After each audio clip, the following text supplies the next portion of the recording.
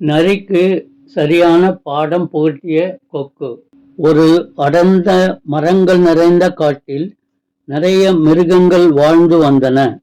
அங்கே மிருகங்களின் சத்தத்தை விட பறவைகள் பாடுகிறதைப் போன்ற இனிமையான ஓசையை நாம் கேட்கலாம். அங்கே மிருகங்களின் ராஜாவாக சிங்கம் இருந்தாலும் தந்திரமுள்ள நரிகள் இரவில் ஊளையிடுவதை நாம் கேட்கலாம். நரி பலசாலி இல்லை என்றாலும் அது தன் தந்திரத்தால் சிறு சிறு மிருகங்களையும் பறவைகளையும் வேட்டையாடி சாப்பிடும்.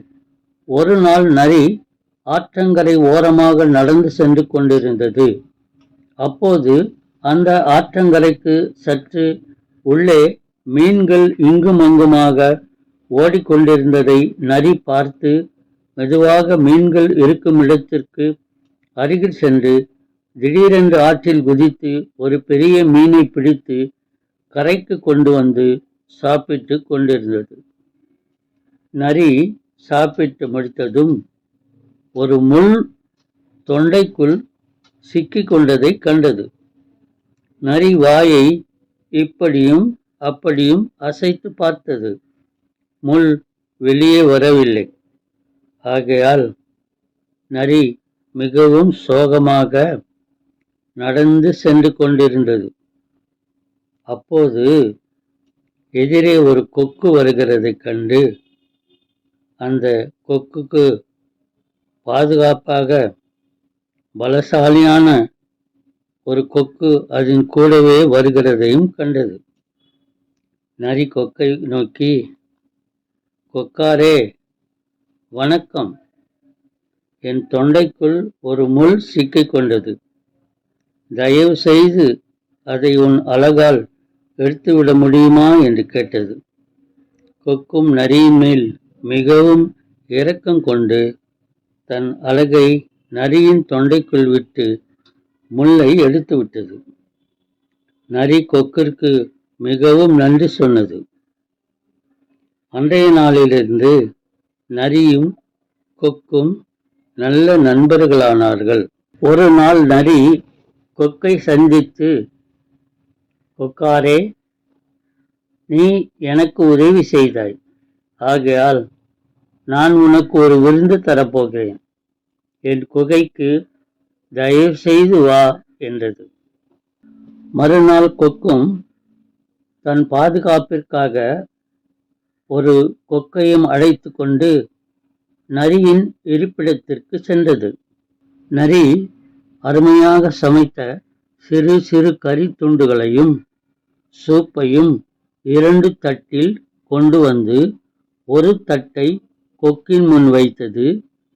நரி இன்னொரு தட்டிலிருந்த கறி துண்டுகளையும் சூப்பையும் சாப்பிட்டு குடித்தது.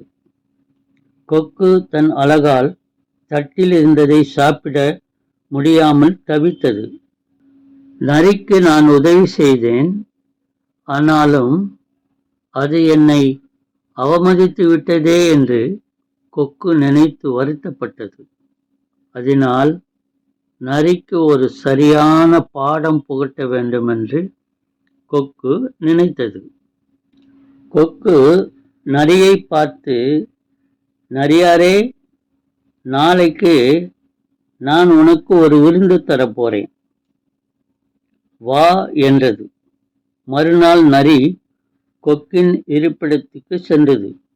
கொக்கு 2 நீண்ட கோலையில் பாயாசம் கொண்டு வந்து நரிக்கு முன் பாயாசம் நிறைந்த ஒரு நீண்ட கோலையை வைத்தது. கொக்கு தனக்கு முன் வைத்த கோலையில் தன் அலகை விட்டு பாயாசத்தை நன்றாக குடித்தது. நரியினால் தன் வாயை குவளைக்குள் விட்டு குடிக்க முடியவில்லை. நரி சோகத்தோடு கொக்கை பார்த்து, கொக்காரே, நீ எனக்கு நன்மை செய்தாய், நான் உனக்கு தீமையே செய்தேன். அதனால் நீ எனக்கு ஒரு சரியான பாடத்தை கற்றுக் கொடுத்து விட்டாய். ஆகையால் நான் இனி ஒருவருக்கும் தீமை செய்ய மாட்டேன் என்று சொல்லி வருத்தத்துடன் தன் இருப்பிடத்துக்கு சென்றது. நாம் யாருக்கும் தீமை செய்யக்கூடாது, நன்மையே சிந்திக்க வேண்டும், நல்லதையே செய்ய வேண்டும் என்பதை இக்கதையின் மூலம் தெரிந்து கொள்கிறோம்.